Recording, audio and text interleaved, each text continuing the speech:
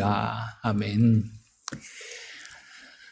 어저께 그 통계를 보니까요, 뉴저지 코비드 1일 확진자가 이제 3,000명 초반대로까지 내려갔음을 확인할 수 있었습니다. 1월 초에 한참 심할 때에는 하루에만 38,000명 이상이 확진이 되었던 것에 비하면 정말 많이 줄었습니다. 그래도 조금 더 우리가 인내하고 조심하면서 우리 모두의 건강과 안녕을 위해서 계속해서 기도해 주시기를 부탁드립니다. 여러분, 에디슨 하면 누군지 아시죠?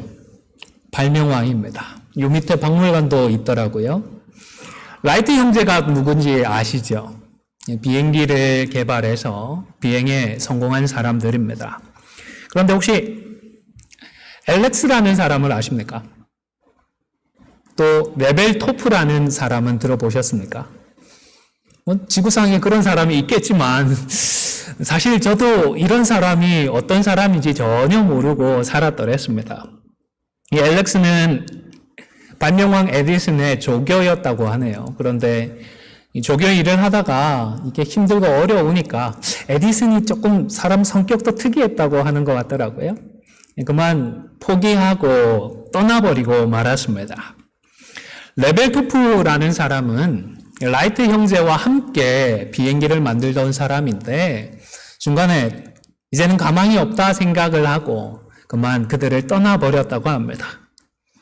이처럼 중간에 포기해버리고 떠나버린 사람들은 별로 기억하지 않는 것 같습니다. 굳이 기억할 필요도 없다라고 생각을 하는 것 같습니다. 우리가 누가복음 4장 말씀을 상고하면서 예수님이 고향 나사렛에서 환영을 받고 환대를 받은 것이 아니라 오히려 핍박과 배척을 받았다라는 사실을 보게 되었습니다.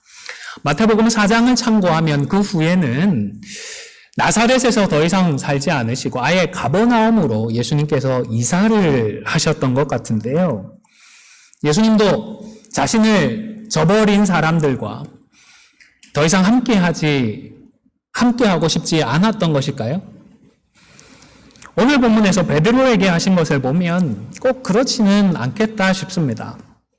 어쨌든 어렸을 때부터 예수를 좀 알았고 나름 예수가 어떤 사람인지 내가 아는데 더 이상 뭘 볼 일 없겠다 속단을 하고 또 은혜를 받았음에도 불구하고 또 다른 말씀 때문에 기분이 나쁘다고 해서 예수님을 배척하고 말았던 이 나사렛 사람들은 결국 넝굴째 굴러 들어왔던 복을 그만 걷어차버리고 말았던 셈입니다. 더 이상 영생의 말씀을 계속 들을 수 있는 기회가 없어졌기 때문입니다. 우리의 감정이라고 하는 것, 하나님께서 우리에게 주신 정말 귀한 선물입니다. 창조하셨을 때부터 하나님의 형상을 닮아서 우리에게는 감정이 있었습니다. 이 감정 덕분에 우리는 더 풍성한 삶을 살 수 있습니다. 음악이 없는 세상, 미술이 없는 세상을 상상해 보시기를 바랍니다. 사랑하고 나를 사랑해 주는 사람이 없는 그런 세상을 또 상상해 보시기를 바랍니다. 사실 그런 세상은 상상도 하기 싫습니다.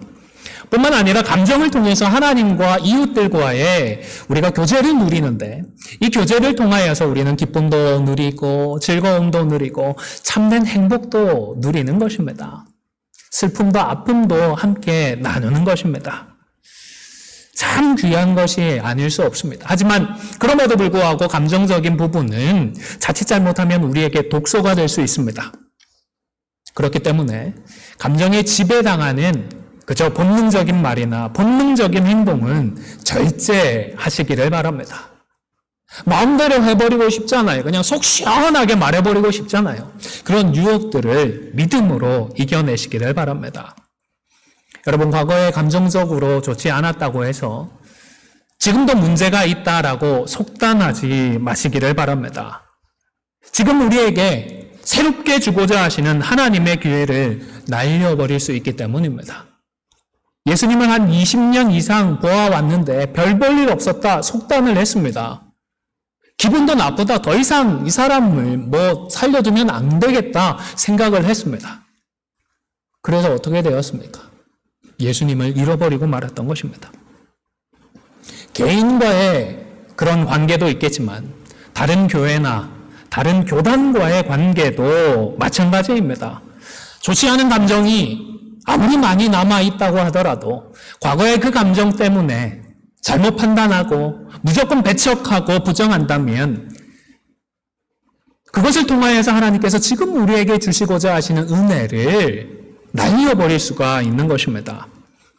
모든 목사들이, 모든 장로들이, 모든 교단들이 다 문제인 것도 아니지 않습니까? 물론 완벽한 것은 없습니다. 문제가 있을 수 있습니다. 그러나 안 좋은 감정이 있다고 해서 우리가 잘못된 범주의 오류에는 빠지지 말아야 하겠습니다. 뿐만 아니라 좋은 감정도 우리는 조심해야 합니다. 왜냐하면 이것 역시도 우리의 눈을 가릴 수가 있기 때문입니다. 아니 어쩌면 부정적인 감정보다 오히려 긍정적인 감정이 우리의 눈을 더 어둡게 만드는지도 모르겠습니다. 나와 좋은 관계에 있는 사람들이 의도적으로 우리를 속이는 일이 얼마나 많겠습니까마는 그럼에도 불구하고 그들도 사람입니다. 그들 역시 오판할 수 있고 실수할 수 있습니다. 그 오판과 실수가 우리에게도 똑같은 영향을 줄 수 있다라는 사실을 기억하면서 맹목적이 되지 않도록 조심해야 하겠습니다. 따라서 부정적이든 간에 긍정적이든 간에 우리가 감정에 치우치거나 휘둘릴 수 있는 연약한 존재라는 사실을 명심하고서 이 모든 감정 때문에 실수하지 않도록 조심하고 경계를 해야 하겠습니다. 가버나움은 갈릴리 호숫가에 있는 마을입니다. 그런데 오늘 본문 1절에 보면 갈릴리 호숫가라는 표현 대신에 어떤 단어를 썼죠? 게네사렛 호숫가라는 표현을 사용하고 있습니다. 게네사렛은 원래 갈릴리 북서쪽에 있는 비옥한 평야지대를 지칭하는 단어입니다. 그런데 평야를 표현하는 이 단어를 가지고 왜 갈릴리 호수 대신에 게네사렛 호숫가라고 표현을 했을까요? 갈릴리 호숫가라고 하면 그래도 꽤 넓기 때문에 정확하게 어디쯤인지 우리가 알기 어렵기 때문이 아닌가 싶습니다. 미시간 호수를 생각해 보시기를 바랍니다. 예수님께서 미시간 호숫가에서 설교를 하셨다 하면 어디에서 설교를 하신 것일까요? 모르잖아요. 그런데 시카고 해변에서 설교를 하셨다 하면 거기서 설교하셨구나 이해가 되는 것입니다. 이날도 호숫가에 가셨는데 이때에는 두 척의 배가 있었습니다. 이 어부들은 야간 작업을 끝내고서 이제 그물을 씻어내고 있었습니다. 이 배로 가신 예수님은 육지에 조금 떨어져서 배 위에서 사람들을 가르치셨습니다. 설교를 마친 후에 예수님은 이 배를 이끌고 있었던 시몬에게 깊은 데로 가서 그물을 내려 고기를 잡으라고 했습니다. 배를 빌려 쓴 보답을 하고자 하신 것일까요? 사실 베드로는 예수님을 이때 처음 만난 것이 아니었습니다. 한 8개월, 9개월 정도 전에 예수님을 처음 만났습니다. 그리고 세례 요한의 말을 듣고서 예수님이 메시아다 생각을 하고 예수님을 따르기 시작했었습니다. 하지만 얼마간일 뿐이었습니다. 어느 시점부터는 예수님을 더 이상 따르지 않고 돌아와서 원래 생업을 감당하고 있었던 것입니다. 예수님을 따르다가 왜 돌아와서 다시 고기를 잡기 시작했을까요? 아마도 베드로가 예상하고 기대했던 그런 일과 예수님이 하시는 일과는 이게 같지 않기 때문이 아닐까 싶습니다.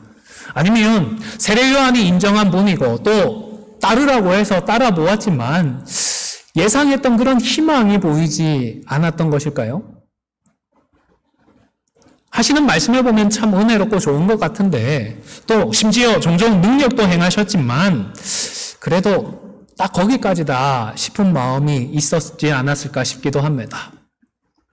그것도 아니면 예수님을 따라서 다녔지만 먹고 살 길이 너무 급하다 보니까 다시금 돌아와서 고기를 잡을 수밖에 없었던 것도 아닐까 싶습니다. 이유와 어찌되었든 간에 지금은 예수님을 떠나 있었던 것입니다. 그래서 예수님은 아마도 일부러 이 베드로의 배에 오르셨고 베드로의 바로 곁에서 말씀해 주셨고 그리고 베드로와 함께 하나님의 능력을 다시금 보여주셨던 것입니다. 그래서 다시 제자로 부르고자 하셨던 것입니다.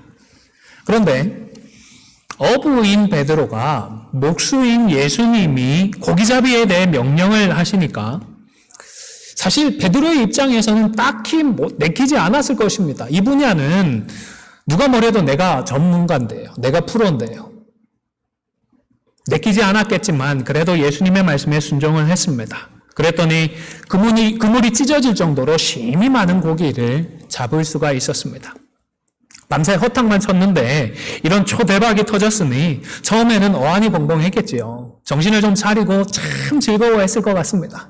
급하게 동료들을 신호를 보내어서 잡은 고기를 2배 나누어 실었습니다. 이때 문득 베드로는 새로운 사실을 깨닫게 되었습니다. 전부터 알았고 한동안 따라다녔지만 아닌 것 같아서 포기해버렸던 이 예수님은 그저 훌륭한 선생 정도가 아니라 주님이시다라는 사실을 깨닫게 되었던 것입니다. 주님이라고 번역되어진 이 단어는 아마 잘 아실 것 같습니다. 헬라어로 퀴리오스라고 하는 단어를 번역했습니다. 퀴리오스는 이 단어는 소유자라는 뜻이고 그래서 마음대로 할 수 있는 사람을 의미합니다. 요즘 한국에서는 선호하는 직업을 꼽으라고 한다면 그 10가지 중에 건물주가 들어간다고 하네요. 선호하는 직업 제2위에 당당하게 이름을 올리고 있다고 합니다. 그냥 건물주도 아닙니다. 님자까지 붙여서 얘기를 한다네요. 건물주님. 건물주를 건물주님이라고 표현할 정도니까 어느 정도의 위상인지 이해할 수 있을 것 같습니다. 그런데 예수님 당시에는 군주나 황제를 주님이라고 불렀습니다. 심지어 하나님을 신을 주님이라고 부르기도 했던 것입니다. 5절을 보십시오. 5절에서는 베드로가 예수님을 선생님이라고 불렀습니다. 주님이라고 부르지 않았습니다. 영어로 번역할 때에는 마스터라고 해서 그 위상이나 의미가 다릅니다. 그런데 이 8절에 와서는 드디어 베드로가 예수님을 주님으로 고백하기 시작했던 것입니다. 예수님에 대한 베드로의 태도와 믿음에 있어서 큰 변화가, 정말로 중요한 변화가 일어났기 때문에 이것을 누가는 분명하게 기록을 해 주었던 것입니다. 베드로가 이제는 예수님을 주님으로 믿기 시작한 것입니다. 지금까지는 나름의 판단을 가지고 나름의 생각과 기준을 가지고 예수님을 평가했다면 이제는 전적으로 주님을 믿고 의지하고 따르기로 그 심경의 변화가 생겼다는 것입니다.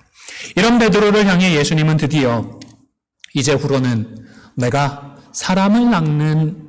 사람을 취하리라 라는 말씀을 하시면서 그를 다시 제자로 불러주셨던 것입니다. 그런데 이날 잡았던 물고기의 양이 2배에 잠길 정도로 많이 잡았다고 했습니다. 이날 제자들은 그 많은 고기와 배까지 버려두고 예수님을 따랐다고 했습니다. 여러분은 혹 아깝다는 생각이 들지 않으십니까? 저는 좀 그런 생각이 들었거든요. 하지만 여러분, 주님을 따르기 위해서는 분명한 대가 지불이 필요합니다. 대가 지불을 각오해야 합니다. 이것도 하고 저것도 하겠다라는 그런 나뉘어진 마음으로는 주님을 따를 수 없습니다. 주님도 사람은 두 주인을 섬길 수 없다라고 하셨습니다. 예수님만을 나의 주님으로 믿고 인정하며 우리는 주님을 따라야 하는 것입니다. 과거 참 자랑스러웠던 우리 한국 교회의 모습을 생각해 보시기를 바랍니다. 사회적으로도 인정을 받았더랬습니다. 그때 한국 교회가 무엇을 강조했는지 혹시 기억하십니까? 한국 교회는 예수 믿고 복받자 대신에 주님의 십자가를 짊어지고 자기를 부인하자, 나를 부정하자라는 사실을 강조했습니다. 예수를 믿는다는 것은 자기를 부인하고 예수님을 따른다는 사실을 의미했더랬습니다. 이때에는 교회가 영적인 힘이 있었습니다. 성도, 몇 안 되는 성도였지만 성도들이 사회에 미치는 영향력 또한 지대했더랬습니다. 그런데 시간이 흐르면서 어느새 한국교회는 자아를 실현하는, 자기를 완성하는 그런 곳이 되었습니다. 그래서 더 이상 자기 부정이나 자기 부인을 말하지 않습니다. 교회에 와서 자기 실력, 자기 능력을 뽐내고 있습니다. 교회가 인생의 행복을 추구하고 개인의 바람과 소원을 성취해주는 그런 곳으로 교회는 어느새 전락해버리고 말았습니다. 그 결과는요, 여러분들이 보고 계시지 않습니까? 복음의 능력을 잃어버렸습니다. 세상으로부터 오히려 손가락질을 당하고 있습니다. 사랑하는 성도 여러분, 기억하십시오. 예수님을 따르는 삶은 기꺼이 대가를 지불하며 사는 삶입니다. 자기 자신을 대가로 지불해야 합니다. 우리 자기를 부인해야 합니다. 자기를 부정해야 합니다. 하나님이신 자기 자신을 부정하신 예수님을 그 후에 하나님께서 높이셨던 것을 기억하며 우리 또한 우리를 부인하며 우리를 부정하며 주님을 따라야 하는 것입니다. 우리가 우리를 높이려고 하지 않아도 그러면 자연스럽게 때가 되면 하나님께서 우리를 높여주실 것입니다. 뿐만 아니라 예수님을 주님으로 모시는 사람은 무엇보다 우리 주님을 사랑합니다. 부활하신 예수님께서 베드로에게 연거푸 3번이나 어떻게 물어보셨죠? 네가 나를 사랑하느냐? 헬라어로 따지면 조금 뉘앙스는 틀리다고 하는데 그래도 뭐 그렇게 구분할 필요가 없지 않나 싶기도 합니다.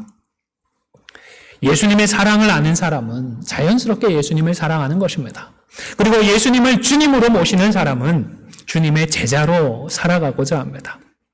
뿐만 아니라 예수님을 주님으로 모시는 사람은 예수님을 두려워합니다. 경외하는 것입니다. 오늘은 바로 하나님을 경외함에 대해서 조금 더 살펴보도록 하겠습니다. 10절 말씀을 보시기를 바랍니다. 예수님은 시몬에게 뭐라고 말씀을 하셨죠? 무서워하지 말라라고 말씀을 하셨습니다. 또 야고보와 요한은 놀랐다고 했고요. 뿐만 아니라 9절에서는 모든 사람이 놀랐다라고 했습니다.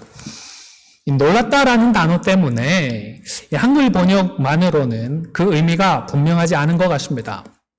9절에서 놀라다라고 번역했던 단어를 직역을 하면 놀라움에 사로잡혔다라는 그런 뜻입니다. 사로잡혔다라는 것은 마비되었다, 꼼짝 못하게 되었다, 움직일 수 없게 되었다라는 그런 뜻이거든요. 너무 샤크를 받아서 놀래가지고 꼼짝 못할 수도 있지만 어떤 경우도 있을 수 있죠. 너무 무서워가지고, 너무 두려워가지고 꼼짝하지 못하는 그런 경우가 있을 수 있는데요. 오늘 본문에서는 그런 예로, 그런 경우로 이 경우를 표현을 사용했던 것입니다. 그래서 공동번역 성경을 보면 놀라다라는 표현 대신에 겁을 집어먹었다라고 의미를 분명하게 번역을 했습니다. 그리고 10절에 놀랐다라고 번역되어진 단어는 사실은 부사입니다. 영어로 번역을 하면 so 정도로 번역을 할 수 있습니다. 9절과 같았다라는 그런 의미입니다. 그리고 예수님께서 시몬에게 하신 말씀은 무서워하지 말라는 그런 뜻이죠. 그러니까 이 모든 것을 종합을 하면 지금 예수님의 권능을 목격했던 베드로를 포함해서 모든 사람들이 그저 와 신기하다, 예수님이 정말 대단한데 그렇게 놀랐다는 것이 아니라 예수님의 그 신적인 능력을 경험하고서는 그만 두려움에 휩싸이고 무서움을 느꼈던 것입니다. 그렇기 때문에 베드로는 8절에서 주여 나를 떠나소서 나는 죄인이로소이다 라는 말을 했던 것입니다. 만약 그저 매료되고 놀랐다면 떠나지 말라고 했을까요? 붙들고 예수님 조금만 더 함께 해주십시오. 너무 신기한데 너무 좋은데요. 한 번만 더 보여주십시오. 그런 마음이 있었겠죠. 뿐만 아니라 앞서 말씀드린 것처럼 예수님을 버리고 고향으로 돌아와 버린 것에 대한 걱정도 좀 있지 않았을까 싶습니다. 예수님이 메시아가 아니라고 부정하고 고향으로 돌아온 그 과거의 실수를 인정하면서 감히 예수님 떠나버렸던 것들 용서해 주십시오, 이런 말도 하지 못해서 그냥 떠나 주십시오 간청을 했던 것 같습니다. 어떤 이유로 두려움을 느꼈든지 간에 하나님을 인격적으로 만난 사람은 두려움을 느끼는 것이 자연스럽습니다. 오해하지 마십시오. 두려움만을 느끼는 것은 아닙니다만은 두려움도 느끼게 되어 있습니다. 왜냐하면 하나님은 거룩하시고 우리는 죄인이기 때문입니다. 앞서 예수님을 주님으로 모시는 사람은 예수님을 사랑해야 한다라고도 말씀을 드렸지만 동시에 하나님을 두려워하는 마음을 기억하고 하나님께서 주시는 이 마음에 올바르게 우리가 반응을 해야 합니다.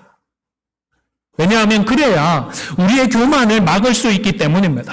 좋게만 생각하면 어떻게 되던가요? 결국은 마음이 강팍해지고 교만해집니다. 좋게 해주는 사람만 생각하면 그 사람을 우습게 하는 것이 우리 사람들입니다. 좋으신 하나님만 자꾸 강조하다 보면 하나님을 우습게 여길 수 있는 그런 존재로 하나님께서 우리를 창조하셨습니다.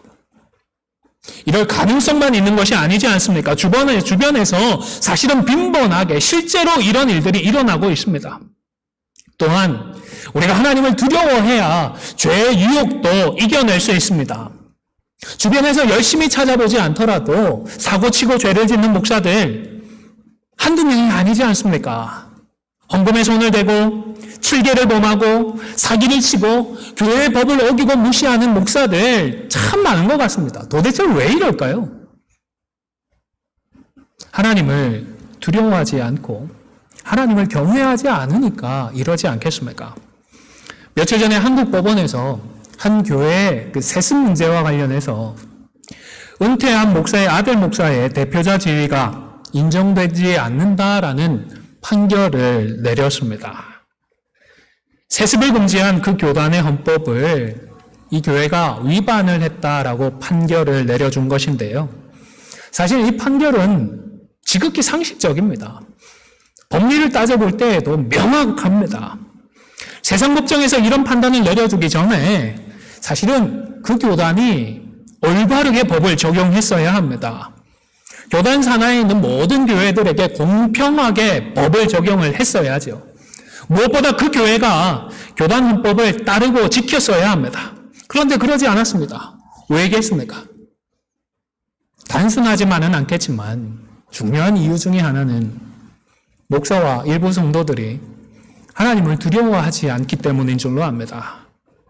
말로는 아니다, 이런저런 이유를 들겠지만 실질적으로나 그들의 행동으로는 하나님을 두려워하지 않고 사람들의 힘, 물질의 힘을 더 두려워하니까 그렇게 행동했던 것이 아니겠습니까? 사실 이런 문제는 남의 이야기고 다른 교회의 이야기라서 쉽게 말할 수 있는 것 같습니다. 지난 40년 우리 안디옥을 돌아보시기를 바랍니다. 우리 안디옥은 하나님을 두려워했을까요? 여러분은 하나님을 두려워하고 계십니까? 사랑하는 성도 여러분, 하나님을 두려워하십시오. 하나님은 살아계십니다. 하나님을 경외하십시오. 하나님은 언제 어디에나 계시며 모든 죄와 악을 심판하십니다. 믿지 않는 사람들은 믿지 않음으로 지옥의 형벌을 내리실 것이고, 그리고 우리 믿는 자들 역시 우리의 행위를 가지고 하나님은 판단하실 것입니다. 그러니까 상급을 말씀하셨던 것이 아니겠습니까? 물론 두려움에 사로잡히기만 해서는 안 됩니다. 이것 역시 위험하기 때문입니다. 두려운 하나님, 심판하시는 하나님은 하나님의 한 측면일 뿐입니다. 한쪽 측면만을 지나치게 강조하다 보면 다른 측면에서의 우리의 하나님과는, 우리 하나님의 뜻과는 또 거리가 멀어질 수 있습니다. 그래서 하나님을 두려워하기만 하는 사람은, 무서워하기만 하는 사람은 쉽게 미신적이 될 수가 있습니다. 또한 하나님을 기뻐하지 못하고 즐거워하지 못해서 그리스도 안에 약속되어진 그 풍성한 삶을, 풍성한 교제를 누리지도 못합니다. 가정을 한번 해보십시오. 상상을 해보십시오. 하나님만이 마냥 두렵고 무서운 사람들에게 무서운 하나님과 함께 해야 하는 천국이 과연 천국이겠습니까? 하지만 여러분, 그럼에도 불구하고 하나님을 두려워하십시오. 하나님을 경외하십시오. 그래야 우리가 우상 숭배에 빠지지 않을 수 있습니다. 하나님을 믿지 않는 사람들은 스스로 거짓 신을 만들어서 우상을 섬기고 있습니다. 그런데 여러분 생각을 해보시기를 바랍니다. 하나님께서 이런 불신자들 들으라고 십계명을 주셨을까요? 나 외에 다른 신을 두지 말고 너를 위하여 새긴 우상을 만들지 말라는 십계명의 이 말씀은 안 믿는 사람들에게 주신 말씀이 아니라 이미 하나님을 알고 하나님을 믿고 하나님을 따르고 있는 광야의 이스라엘 백성들에게 주신 말씀입니다. 그리고 이 십계명을 동일하게 우리에게도 주고 계십니다. 예수님을 믿고 있다고 하는 저와 여러분에게 주시는 말씀인 것입니다. 그러면 어떤 의미입니까? 하나님을 믿는다고 하는 너희가 하나님을 두려워하지 않으면 하나님을 자기의 필요를 위해 달래고 얼레어서 축복을 줄 수 있는 자기 입맛에 맞는 우상으로 섬길 수 있기 때문에 극도로 경계하고 조심해야 한다라는 말씀을 이 십계명을 통하여서 우리에게 말씀을 하시는 것입니다. 여러분, 조심해야 합니다. 잊지 말아야 합니다. 우리가 하나님을 예배드린다고 하면서 사실은 우상 숭배를 자행하고 있는 일이 얼마든지 일어날 수 있습니다. 예수님을 믿는다고 하면서 실제로는 자기만의 우상을 따르는 일도 얼마든지 일어날 수가 있습니다. 그렇기 때문에 하나님을 두려워해야 합니다. 하나님을 경외하면서 조심하고 경계할 수가 있는 것입니다. 이미 눈치를 채셨겠지만 저는 두려워하자라는 표현보다는 경외하자라는 이 표현을 더 좋아합니다. 히브리어 단어와 헬라어 단어 모두 이것은 두려워해서 무서워하다라는 뜻이지만 여기에 더해서 그렇기 때문에 스스로 삼가하다라는 뜻도 포함이 되어 있습니다. 그래서 하나님에 대한 우리의 반응이라는 측면에서는 단순히 두려워하다라는 그 표현보다는 한자 단어 경외라고 하는 단어가 더 적절한 것 같습니다. 경외라는 이 단어는 공경하다 혹은 삼가하다라는 뜻의 경자와 그리고 두려워하다라는 외자로 이루어져 있습니다. 하나님을 두려워해서 스스로 삼가하는 것입니다. 사랑하는 성도 여러분, 하나님을 경외하십시오. 하나님을 두려워해서 스스로 삼가하십시오. 우리 각자의 말을, 우리의 행동을 삼가해야 하는 것입니다.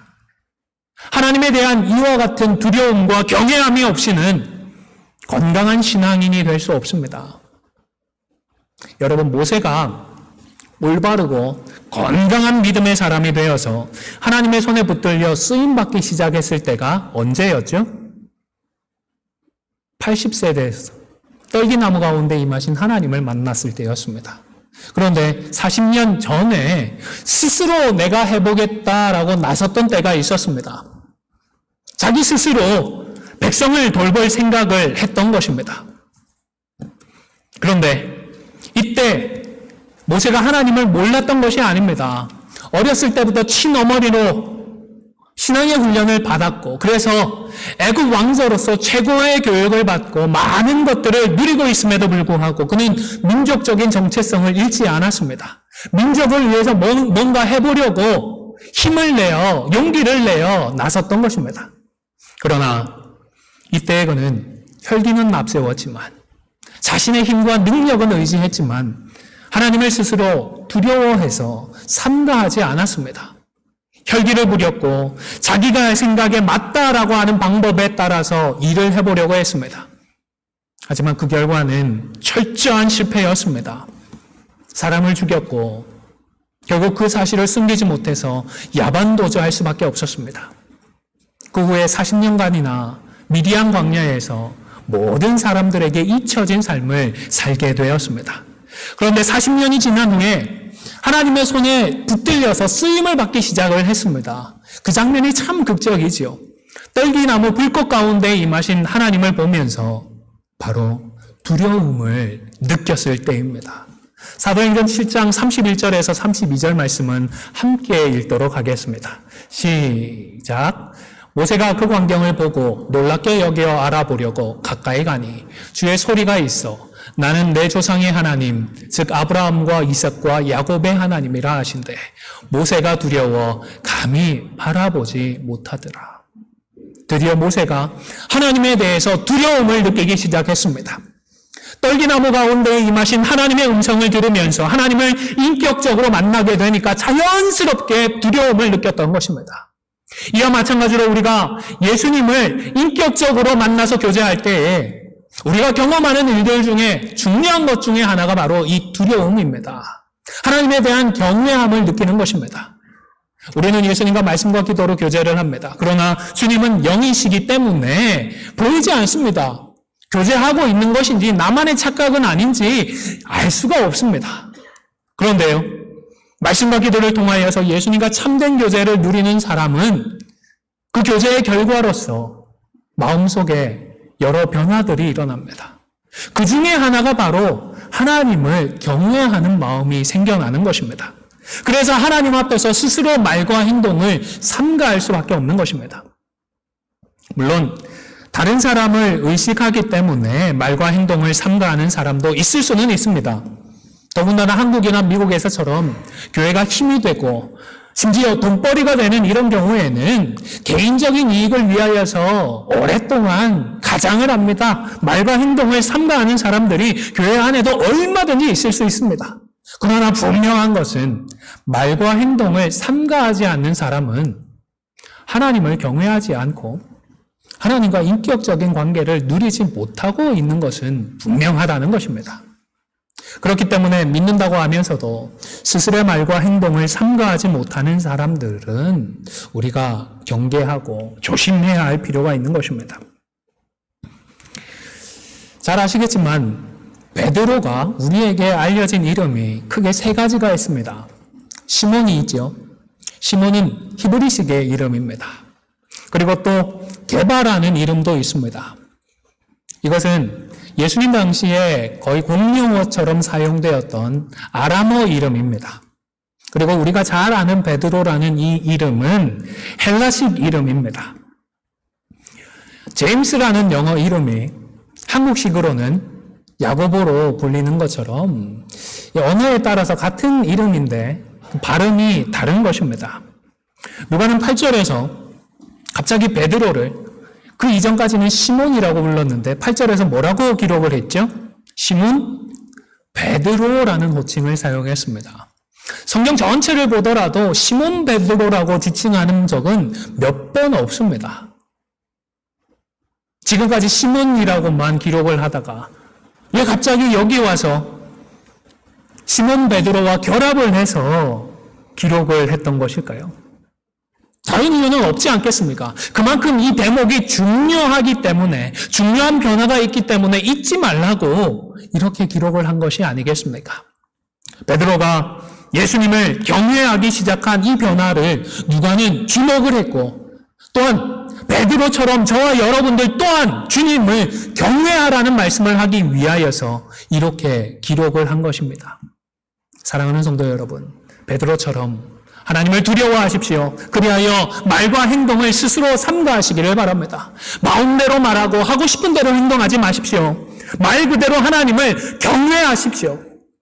이번 주간에는 조금 시간을 내어서 여러분 잠언서나 전도서와 같은 지혜서를 찬찬히 좀 읽어보시면 좋겠습니다. 지혜서를 읽어보면 여호와를 경외하라는 표현이 얼마나 많은지 모릅니다. 온통 여호와를 경외할 것을 선포하고 있습니다. 또 요한계시록에 보면 주의 이름을 경외하는 자들에게 상을 주신다라고 말씀을 했습니다. 무엇보다 여러분, 하나님을 경외하는 자를 하나님은 받아주십니다.